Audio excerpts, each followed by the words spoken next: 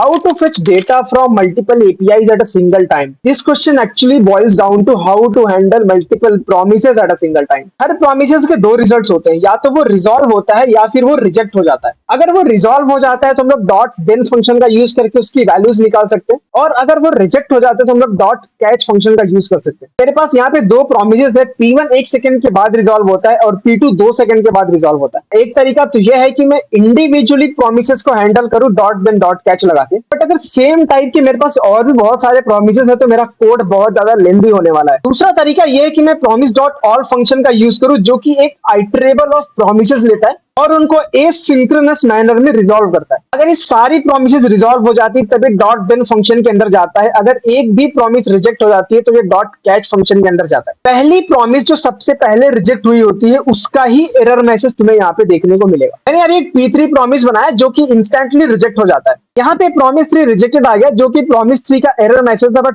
P1 और P2 का success message नहीं दिखा. P1 और P2 कुछ सेकंड के बाद रिजॉल्व होते जबकि इंस्टेंटली P3 रिजेक्ट हो गया और एक कैच फंक्शन के अंदर चलाया. बट अगर तुम सारी प्रोमिसेस के कंप्लीट होने का वेट करना चाहते हो तो तुम ऑल फंक्शन के बदले ऑल सेटल्ड फंक्शन यूज करो. पहले दो तो रिजॉल्व हो गए बट तीसरा वाला रिजेक्ट हो गया.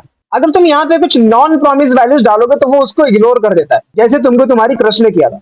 MDN वेबडॉक्स पे लिखा है कि promise डॉट ऑल एक आइटरेबल ऑफ प्रोमिसेस लेता है. आइटरेबल तो स्ट्रिंग भी होता है, सेट भी होता है, हैश मैप भी होता है. यहाँ पे एरे के बदले क्या मैं स्ट्रिंग में भी प्रोमिसेस भेज सकता हूँ? थोड़ा सोच के कमेंट सेक्शन में बताना.